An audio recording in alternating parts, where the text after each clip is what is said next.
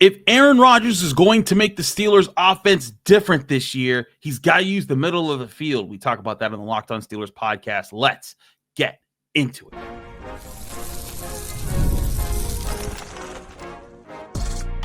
You are Locked On Steelers, your daily Pittsburgh Steelers podcast, part of the Locked On Podcast Network, your team every day.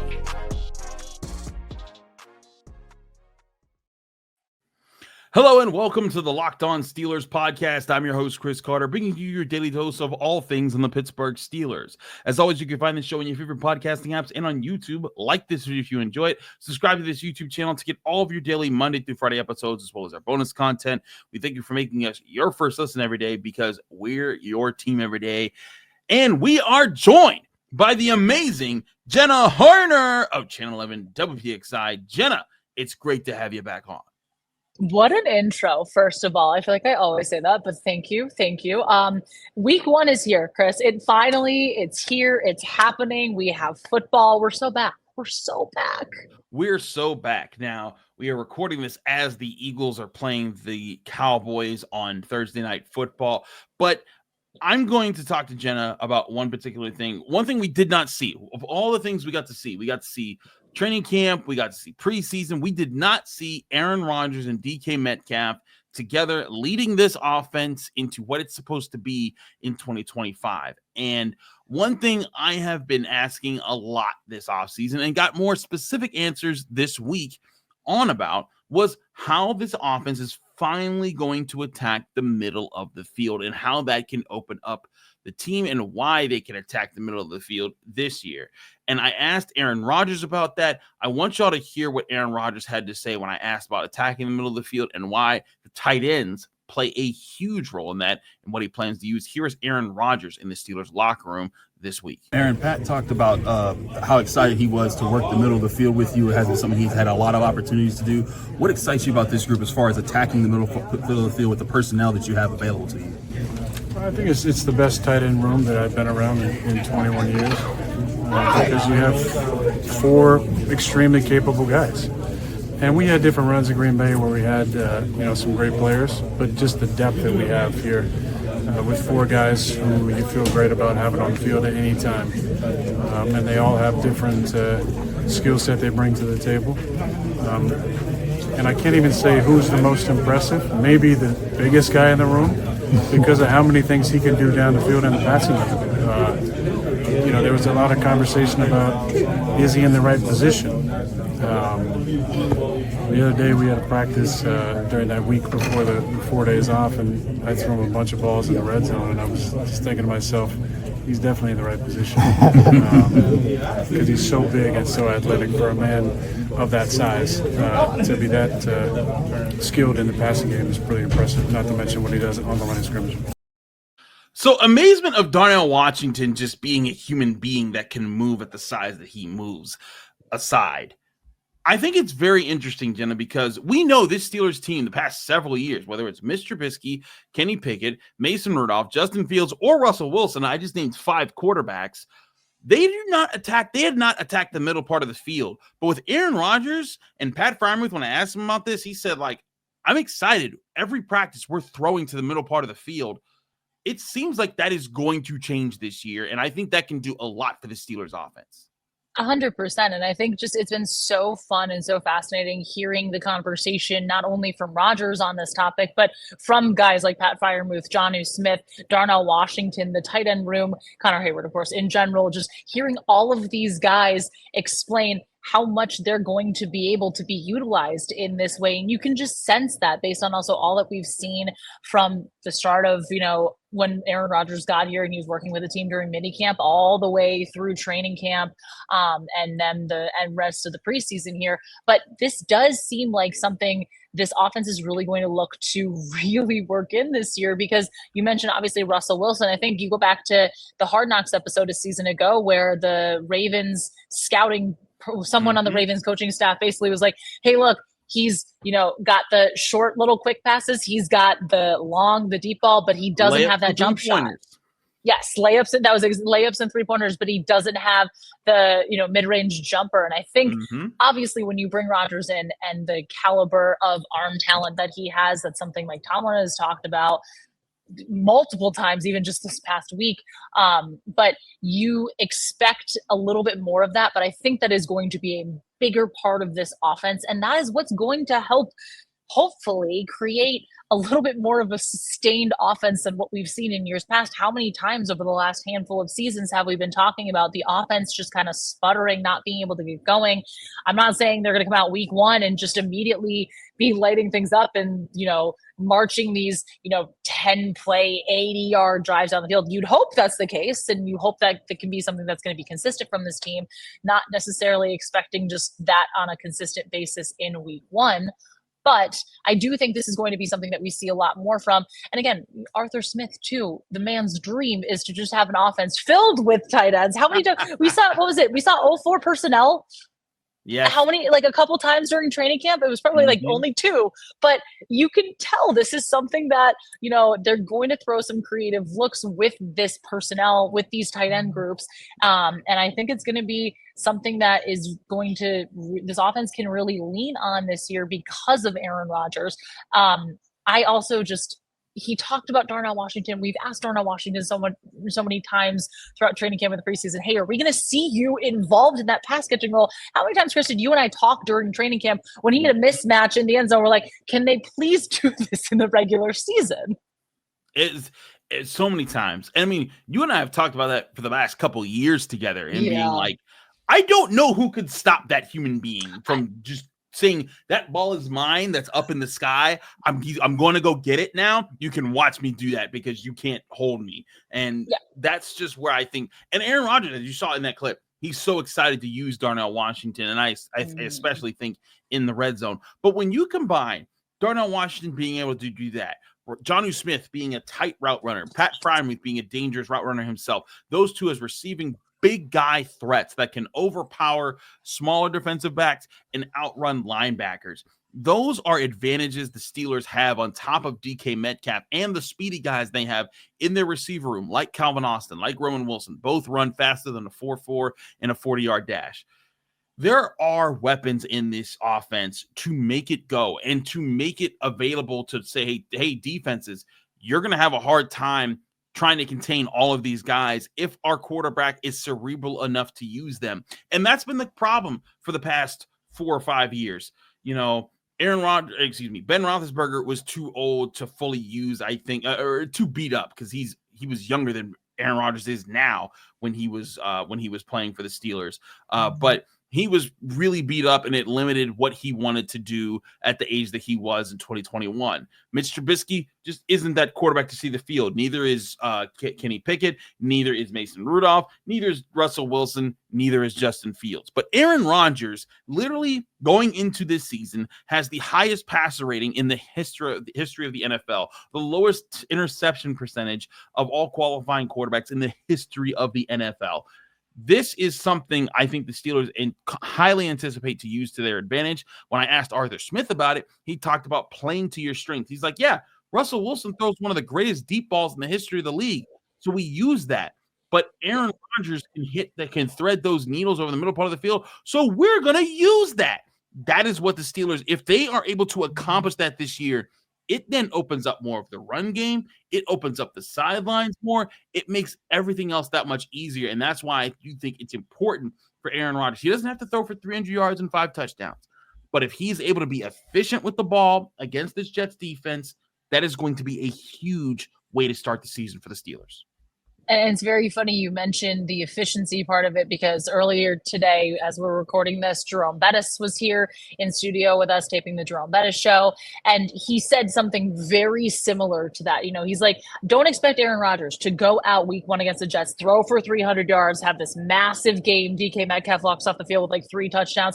It's going to be just that experienced aspect that Rodgers has. He's going to come in there. He's going to, not get behind the sticks. He's going to not make mental mistakes. That's what you expect out of a guy that is of the caliber and of the experience that Aaron Rodgers has, especially I'm pretty sure he has 18, if I'm doing the math right, week 1 starts in the league. So the man I think that's about right. I think math, again, it's math. We're here.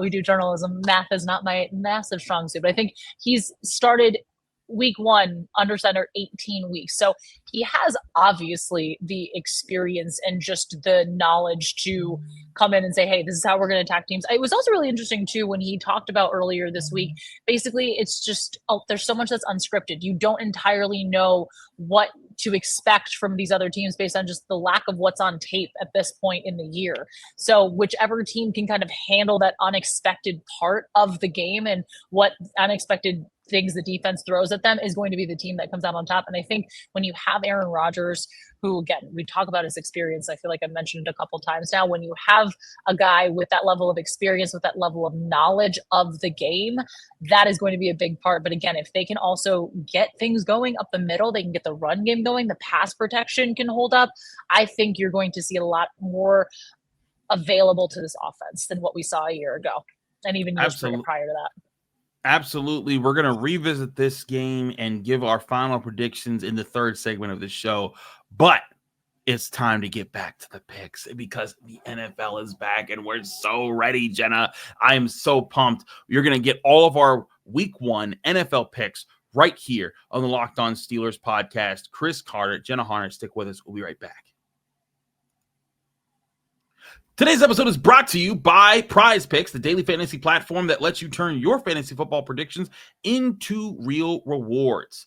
Preseason is already done, and college football is raring to go. Whether you've got your eye on big-name quarterbacks or breakout running backs, PrizePicks makes it easy for you to get into the game. For this weekend, PrizePicks is offering max discounts. You can get a max discount where if Lamar Jackson simply throws more than 0.5 passing yards against the Bills this weekend in their week 1 matchup, you win. It's that easy. And if you're excited for some key Steelers, I'll say this. Calvin Austin is one player who could overperform this weekend as Aaron Rodgers picks at different parts of the Jets secondary. Well, Sauce Gardner is guarding DK Metcalf. I can see Calvin Austin way going over his projections on PrizePicks. PrizePicks is simple to play. Just pick more or less on 2 to 6 player stats projections, and if you get those picks right, you get cash in, and you can win up to 2,000 times your money. The flex play option is a total game changer. Even when one of your picks misses, you still double your money. PrizePicks puts the members first, so all withdrawals are fast, safe, and secure. Download the PrizePicks app today. Use code LOCKEDONNFL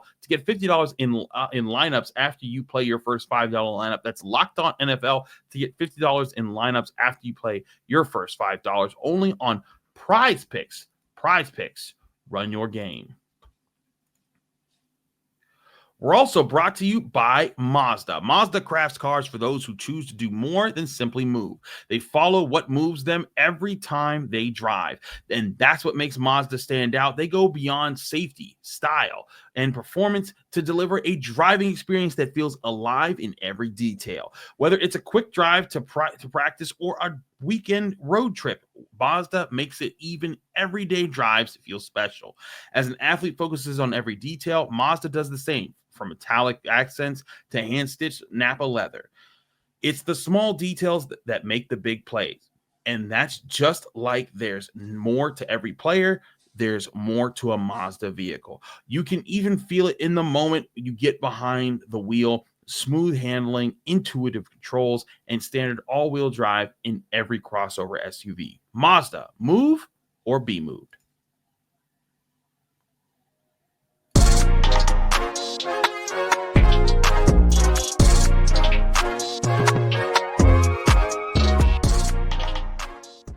We're back here on the Locked On Steelers podcast. I'm your host, Chris Carter, here with Jenna Harner of Channel 11 WPXI TV. Jenna, it's time to bring the Pick'em League back. I am so excited. I have gotten so many DMs, tweets, texts. Hey, are you doing the Pick'em League? Hey, are you guys doing it? We want to pick with you and Jenna this year. Listen. We're doing it. You can join it. Up at Carter Takes on Twitter. You can also look up the Locked On Steelers Facebook group. It's posted in both places, or just search Locked On Steelers at ESPN stuff. They do their pick'em leagues. We do it there. It's a public league. You can join for free and just play with us every single week. Pick every single NFL game all year long, all the way up to the Super Bowl. I think all the way up to the Super Bowl, and you will be able to play with us. It'll be a fun time. Jenna, I always forget when we do this next year. You win or did I win? I could forget who won last year. I think I went. I think I'm 2 in a row here. I think 2 years in a row. What am I doing? I think it's been 2 years straight. The viewers, listeners, call me out if I'm wrong. I'm pretty sure. I know I at least won 2 years ago, but I also think I did one last year too. We can go back and look. We can. We can pull up the stats. This is we terrible. Can pull up the stats and look. All right, pulling up. Okay, let's just pull this up real quick. We are literally recording this while Cowboys-Eagles are going on. Cowboys are up 14-7 with 9 minutes and 7 seconds in the second quarter, which is kind of crazy. I picked the Eagles to win this game. Did you pick the Eagles to win this game? I did, and I also, in some of my other pools, had the Eagles as like the definite win. Survivor. No. Not a survivor pool, but like you pick like one, like the best bet of the week, and I was like, it's this game. And then Jalen Carter has to go spit on Dak Prescott, and That's some wild stuff, man. That is some craziness wild stuff. It's insane. But hey, NFL's back, baby. Madness, craziness. So join the Pick'em League if you haven't already. If you want to compete with us all year long, it's a lot of fun. We do our shout outs every week. The top 3 or 4 teams we'll mention on the show. So if you want to get in on that, absolutely make the picks with us. Shout out Mike DeFable's brother. But Mike's brother. We love it. Hey, Vince. Let's my man Vince. Let's get into all of our picks for this week. As always, this in the second segment, we do all the picks that are non-Steelers games. We save our Steelers pick for the last segment. Let's get into it. It's the Chiefs at the Chargers. Listen, I got the Chiefs in this game, Jenna, but I do think the Chargers are going to be a problem for the Chiefs this year, just not in week 1. Yeah, no, I completely agree. Again, you can't go against the Chiefs and Patrick Mahomes until, Super Bowl last year. But I like the Chiefs here. I do think the Chargers are going to be a little frisky, though. I think they're going to make a little bit more noise, and they're going to kind of be really competing for that 5th, 6th, 7th seed in the AFC this year. Absolutely. In the NFC South showdown, the Buccaneers at the Falcons. The Buccaneers, by the way, I forgot to mention this. All our odds that we give on here are from FanDuel.com, the #1 sports book in America. Looking at that game. When we look at the Bengals at the Browns are 5.5-point favorites over the Browns in this game. The Browns reportedly did not have Myles Garrett on Thursday with a hip injury. And I wasn't going to pick the Browns, but I'm definitely not going to pick the Browns now. And I might even take the Bengals on the 5.5 points there because, listen, I don't think the Bengals are all that this year. I think that they have a great quarterback with 2 great wide receivers, but they are an offensive line and a defense short of actually competing. But the Browns are such a mess that I'm taking Cincinnati. Yeah, no, I'm going Cincinnati. We also have to go back and we can't forget the Bucks and the Falcons. We can't forget that. But I'm going the Bengals. I think they win this game. The Browns, too much of question marks kind of all across the board here. But yeah, Cincinnati, Joe Burrow's not going to win more one-score games than he did a year ago, just based on, Joe Burrow. But yeah, that defense scares me a lot. But again, it's the Browns, so I like Cincinnati. And I appreciate you for reminding me because when I switched to FanDuel, I saw the first score that was on my screen, and it was Bengals. I was like, get to that one. But let's go back to Buccaneers Falcons. Buccaneers are 1.5-point favorites. That's very tight. I have the Buccaneers winning this game, but I'm scared of the Falcons here, Jen. I'm picking Tampa Bay, but I think Michael Penix might have something for Tampa Bay, at least in one of these games they play this year. Yeah, I like the Bucks in week 1, but I've been very intrigued kind of following the Falcons this year. I have some friends that cover the team in the business, and they've said, hey, this is a team that feels like they can make a decent amount of noise this year. It feels like they're going to take some steps forward from kind of a little bit of the purgatory they've been in seasons past. So watch out for the Falcons at some point this season, but yeah, I like the Bucks. Your boys, the New York Football Giants, are 5.5-point underdogs at the Washington Commanders. Jenna, I know they're your guys. You love them some Giants. But the Commanders are too good this year. They're my NFC East champions that I'm predicting for here. I think they overtake the Eagles this season. So I'm taking the Commanders in week 1. Do you believe in your boys, the G-Men? In week 1, no. Against Jaden Daniels and the Commanders, no. I, as the Giants fan in me, is trying not to get excited about the potential of Jackson Dart eventually at some point down the line. I like the pieces they got. I love Malik Neighbors on that team. I do not like them in this matchup. I like Washington. The battle of the cats. It's the Panthers at the Jaguars. Jaguars 3.5-point favorites at home on FanDuel. I'm taking the Jaguars. I'm a little nervous, though, because I don't believe in the Jaguars, and the Panthers are that team that I don't believe in, but I could be convinced that somehow they start to figure it out with Bryce Young. Where are you, Jen, on this game? Yeah, the Panthers I'm kind of curious about to see this season, but I feel like I just have to go Jacksonville. You have Trevor Lawrence, who's solid. I don't love a lot of what I think we can expect from the Jags, although cannot wait to see Travis Hunter. Cannot wait to see him actually in action and how much he might play two ways. But yeah, I like Jacksonville here. Absolutely there. Raiders at Patriots. The Patriots are 2.5-point favorites.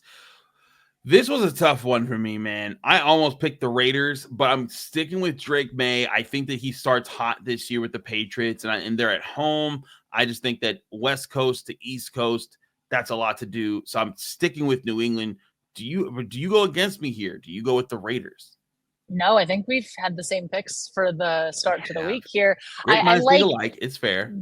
They do. And I like the Patriots at home. I'm very intrigued to see what the Vrabel era Patriots are going to look like. And I think, week 1, you want to have the fundamentally sound football. And I think that that's what a Vrabel coach team is going to get. You're not going to have all these crazy, dumb, stupid pre-snap penalties. I don't see a lot of those mental mistakes entirely week 1 from this Patriots team. I also don't love picking this game because I don't know a lot about what to expect and the expectations for these two teams because they don't really feel like they're going to have phenomenal seasons, but I'm going New England here. Cardinals at Saints. Cardinals are 6.5-point favorites on the road. Jenna, this is actually my survivor pick for the week. I do a survivor league with my wife and friends, and I always look to try to, in week 1, you have to pick someone that you're so certain about. So oftentimes you go with a juggernaut because you're just like, oh, they're definitely going to beat whoever they play. But there's some of these juggernauts like the Chiefs. I don't know what the Chargers. The Chargers might be good. So I went for the absolute team that I think is going to be the worst this year. And I went with the Saints as the team to pick against. So I'm taking the Cardinals here just because I don't think there's any way that they're worse than the Cardinals, other than the Saints, excuse me. No, I like that pick a lot. I'm going with Arizona. I do not think Spencer Rattler is it for the Saints at all. I also I don't feel good about them in any way, shape, or form. So, yeah, I like Arizona a lot. Dolphins at Colts. Colts are 1.5-point favorites at home, which I did not expect considering they have Daniel Jones as their quarterback. I was fully prepared for this to be a Dolphins game. I'm picking the Dolphins to win here, but Jenna, am I crazy to be dismissing what Danny Dimes, one of your former boys, might be like? I want to know what Vegas knows that we don't, and I feel like it's also just the fact that the Colts are at home in this one. But I feel like I looked at this game immediately, and I was like, yeah, no, I feel like the Dolphins should win. You have a healthy Tua Tagovailoa. You have Tyreek Hill. Anytime you have a receiver of that caliber, good things are going to happen. So I think there's a lot of, I guess maybe the Dolphins feel like they're flying a little bit under the radar. I don't think this is going to be a team that overtakes the Bills in the AFC East any way, shape, or form, but I think they're going to make more noise and play better than we saw them play a season ago. Titans at Broncos. Broncos 8.5-point favorites. Maybe I should have made this my survivor pick of the week. I'm going with the Broncos. I'm just a little scared because Bo Nix in the sophomore year could get caught up with some stuff. And then if Cam Ward comes out and lights it on fire, maybe they catch him off guard, but I'm still taking Denver at Mile High. Yeah, I really like Denver, and they're actually one of the teams I've kind of been saying all offseason. I think they're going to be a really take one of the biggest steps. I think they're going to surprise a whole lot of people. That defense I love for Denver, and I think they're going to continue to build on what they had a season ago. I do think we're going to see a step forward from Bo Nix. How much Is it going to be in the early portions of these first couple weeks here where offenses are still really kind of getting their footing? I don't entirely know, but yeah, I like Denver in this matchup here a lot. But I'm interested to see how Cam Ward performs. Same here. Niners at Seahawks, classic NFC West matchup. The Niners are just 1.5-point favorites against Sam Darnold and the Seahawks. I'm going with the Niners, but primarily because I don't believe in Sam Darnold. I just don't like what it's going to be a fit over there. So I'm taking the Niners, figuring this thing out. I don't think the Niners are big contenders this year, but I think they're good enough to win this game. I've been going back and forth with this game, and I have the Niners. I'm just so concerned about them, especially with the injuries, especially with their wide receivers. They have 2 receivers starting the season on IR. Isn't Juwan Jennings still kind of dealing with he was limited in practice? Yeah. He's dealing with something. This concerns me a little bit. I mean, yes, you have Christian McCaffrey. He also did pop up on the injury report, though, with a calf injury. So just kind of something to keep an eye on. I feel like they've been bitten by the injury bug a lot. It's been really unlucky. But, yeah, I'm going with the Niners, but I go back and forth here with this one. Absolutely. NFC North showdown. Lions at Packers. This line moved a lot with the Micah Parsons trade. The Lions were favorites, and then they got Micah Parsons in Green Bay. Now the Packers are favored 2.5 points. And I'm sorry, give me the Packers. I thought the Packers were a decent contender for the Lions that would come in second place in the division. But if Micah Parsons is fully healthy and ready to go for the Packers, give me them, because I think Jordan Love, I really think Matthew Golden is going to take over the NFL in this year as a rookie wide receiver. I think he's going to be a problem for people to guard. Throwing at Jaden Reed even, and Josh Jacobs and Jordan Love. And I think this offense is raring to go. So give me the Packers at home in this game. What say you? Yeah, I've been going back and forth with this one. And obviously the Lions have so much talent. I think they're going to you clearly know that they have the pieces to contend, but I just am so intrigued with just the unknown behind them losing 2 coordinators. Obviously, that's how good they were a season ago, that both those coordinators get head coaching jobs. I think they're going to miss Ben Johnson. I really, really, really do. And I like the Packers in this one. They did I go back to flying under the radar. I think they kind of, not entirely last year, but just there were the 2 teams in the NFC North everyone was talking about were the Lions and the Vikings, and the Packers kind of slipped a little bit just under there. I think Jordan Love is a solid quarterback. I really like what we saw them building the last handful of seasons here. I like what Green Bay, I think, is going to put on display. And again, you have Micah Parsons. That defense is going to be very scary very quickly. Absolutely. Another defense I think could be scary very quickly is the Houston Texans. They're in Los Angeles, but they are not favored to win. The Rams are favored to beat the Texans by 3 points, according to FanDuel. But give me the Texans. I'm going with Houston. I'm picking an upset here. I think they walk into LA and say, we're about that business. We're going to stand on it, and Houston gets a win. What do you say, Jenna? Is this our first difference of the week? This might be our first difference of the week. Is this our first difference of the week here? Because I'm going LA. I think LA is also going to be one of those teams that's kind of in contention for one of the top spots in the NFC as we get toward the end of the season here. I'm interested to see how healthy Matthew Stafford really is. There's been all offseason talk about his back, of course, right. But I like the Rams a lot. I like the pieces that they have. But this one's going to be a close one, I feel like. I agree with you here. Sunday Night Football and my personal game of the week, Ravens at Bills, rematch of a key AFC playoff showdown that we've seen the last few years. The Ravens are 1.5-point favorites on the road, and give me Baltimore. I think that the Bills are a great team. I think they'll be in that Super Bowl chase at the end of the year. But I think that they eked out a win over the Ravens last year with Mark Andrews dropping that pass at the goal line. I think the Ravens find a way to get their mojo back in a very tight win. If the Bills win this game, I will not be shocked. And hey, I'll just take that L on picking the Ravens. But I think the Ravens just get their get back in this week 1 game, and then these 2 teams meet up in the playoffs, and then it's everyone's fair game. This is such a coin flip of a game to me. I'm just going with the Bills because of the home field advantage side of it. That city is yearning for a championship. It's also the last season opener in their current stadium that has so much history for that team. That fan base, Bills Mafia, shout out, because that is, along with the Steelers, that is one of the most diehard fan bases in the entire league. I like the Bills. I think they also know that this kind of is a year for them where it could be a big pivot point, and they need to prove that they can get over this hump, that they can beat the Chiefs in the AFC Championship. I think both of these teams are going to meet again in the AFC Championship, and I think the Ravens win that one, but I think the Bills win this game at home. Hot take. Vikings at Bears, Monday Night Football. I'm going with Minnesota. I like some things that the Bears are doing, but I just think the Vikings have a more complete roster right now. Yeah, Minnesota's defense is what seals it for me in this game. I like Minnesota. Let's get our first look at J.J. McCarthy and see what he looks like. But I really like the defense, and that Brian Flores-led defense is going to do big things here. Absolutely. You can get all of the odds, ends, and lines that you want to look at all the NFL matchups at FanDuel.com or download the FanDuel app today. We'll give you Steelers-Jets predictions right after this here on the Locked On Steelers podcast. Today's episode is brought to you by DoorDash. It's almost the weekend, and it's time to look to see who delivers for the Steelers this week, powered by DoorDash. Just like you can win every Saturday with DoorDash Streaks, saving your money for every time that you order, these players are in position to deliver when it matters most.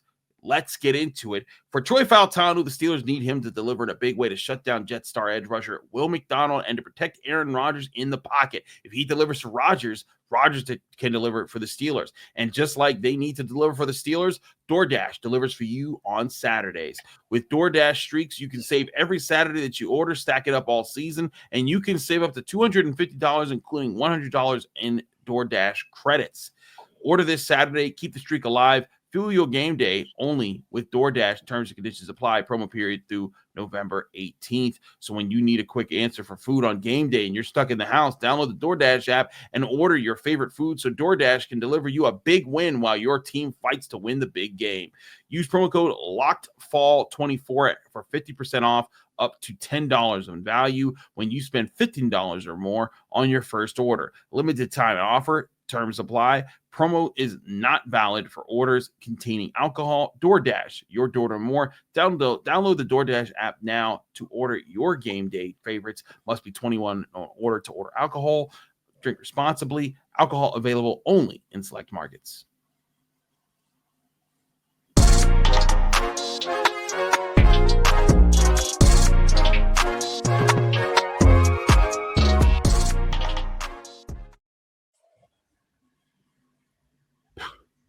We're back here in the Locked On Steelers podcast. I'm your host, Chris Carter, here with Jenna Harner, Channel 11 WPXI. Jenna, it's time to get to the Steelers picks of the week, our first Steelers prediction of the season. As always, the odds, ends, and lines are brought to you by FanDuel Sportsbook, the number one sportsbook in America. The Steelers go into this game, at least of Thursday night at approximately 9:30 p.m., as 2.5-point favorites on the road against the Jets. The money line is minus 144. The over-under is set at 37.5. Jenna, give me your key to this game that the Steelers must achieve if they hope to clean. I think my key to this game is going to be the defense containing Justin Fields and the defense slowing down the Jets' run game, because the Jets want to have the identity this season of running the football. And talking to a lot of people that cover the team in watching those press conferences and hearing what this identity of this Justin Fields Jets team wants to be. It wants to be a team that can utilize the run game to open things up, which, sound familiar? But I think that it's how much is this defense going to be able to limit that, knowing that Derek Carman is out, kind of still figuring out. I do, again, we're recording this Thursday night. I do anticipate Cam Heyward playing on Sunday. I don't think he's not going to be out there. But I think it's just going to be a matter of how much can this Steelers defense stop the run. That is what you invested in this offseason. That is a massive part of who they want to be. And can you stop the Jets offense and limit them, and also take Justin Fields and his legs out of it and make him have to throw? I think that will be the key for the Steelers getting a win on Sunday. I agree with you there. Stuffing the run is so important to force Justin Fields to be one-dimensional. Absolutely a big part of what the Steelers need to do in this game. But like I said earlier, this offense also needs to show its identity. They also need to show how good that they can be when they're hitting on their cylinders. And that's something the Steelers really haven't had a chance to show for some years on offense. And if they can do that this week, I think it goes a long way to what they're trying to put together this season as far as what to expect with the Steelers, how to ask certain questions, and how they might perform in certain tests of adversity. All here on the Locked On Steelers podcast, we ask those kinds of questions. All right, Jenna, let's get to it right now. Give us your final prediction. What's the turning point of the game and your final score of who you think wins? I think the Steelers win this game. I think they win 23-16. It's not going to be super pretty. It's going to feel closer than it should. And also know it's week 1. So that's going to happen. But I think the big turning point for me is the Steelers defense making a key play after the offense leads a long touchdown drive or a long drive that they settle for a field goal, that they end up kind of holding on to a 10-point lead, and the defense gets a big play to kind of seal things, or at least hold on to things. So it's not going to be pretty, but also know it's week 1. And at the end of the day, if the Steelers come out 1-0, then that's a really good thing. Indeed. The bottom line is get the W which way you can. That's where Steelers fans are going to be hoped for. Again, they're 2.5-point favorites in this game. And I'm rolling with them. I think the Steelers can be a team that overmatches with the Jets. I think that they have guys on their roster that counter what they want to do on the offensive line, counter what they want to do on the defensive line. And I think that this is a Steelers team that is ready to show the world that they do not deserve to be overlooked. So we got to see how that plays out. But I'm also taking the Steelers, and give me the 2.5 points. I don't care. I think they're coming for vengeance. I think that they want to prove themselves in this atmosphere. And there's excitement. Like, as for all the talk about, Aaron Rodgers has done this 20 times and this guy and that guy, and not, they're all getting used to each other. I think that he fits in so well with what they're trying to do. So give me the Steelers overtaking the Jets, and thinking that they are going to get around the score of, let's say, 26-13. All right. I like it. 26-13, I have 23-16. So nice little, right about the same. Great minds. Absolutely. She's Jenna Harner. Jenna, thank you so much for joining us here on the Locked On Steelers podcast. Let people know they can find you, follow you, and get more of your work. Well, thank you for having me. As always, you can find me on Twitter at Jenna Harner 11, Instagram, Jenna_Harner, locally, WPXI TV, the NBC station. So tune in for Sunday Night Football immediately after Bills Ravens. We will have the news, and then for 15 minutes, and then 15 minutes of the Black and Gold Zone. So definitely you don't want to miss that as we break down everything from week 1 in this matchup. And also shout out to a podcast I appear on with Mike DeFabo, friend of the show, the Insiders podcast. So definitely give that a listen, as well as always listening to Locked On Steelers, of course. Absolutely. I was going to, Jenna, when you kept running, I was like, she's going through Channel 11. She's going through Channel 11. She better say Insiders, because I watched the Insiders. They had Pat Freiermuth on their first episode, y'all. We still can't get Pat Freiermuth on Locked On Steelers outside of when we talk to him in the locker room. But you know what I'm saying. Come on, Pat. They are doing great stuff there. Go check out Yinsiders, all one word, Yinziders. I just spelled it out. I win my spelling bee for spelling that. Jenna Harner, Mike DeFabo, you know them, you love them. They're on the show all the time. They do great stuff there. If you love this show, go check out what they're doing. They're doing an amazing job. So, Jenna, thank you so much for joining us here on the Locked On Steelers podcast. If you like this show, be sure to follow us on your favorite podcasting apps and on YouTube. Like to see if you enjoy it. Subscribe to this channel to get all of those Monday through Friday episodes. I'm Chris Carter. Follow me on Twitter, Instagram, TikTok, Blue Sky, wherever you get social medias. I'm usually there at Carter Critiques. Read my work in the Pittsburgh Post-Gazette. So you can subscribe by going to post-gazette.com and read my latest article talking about the Steelers, how they're planning to use the middle part of the field, where we talk to Arthur Smith and several other players in the Steelers offense and how they're excited to use that. We'll be back here Sunday evening, breaking down what happens. Steelers Jets week 1. Stick it here with the Locked On Steelers podcast.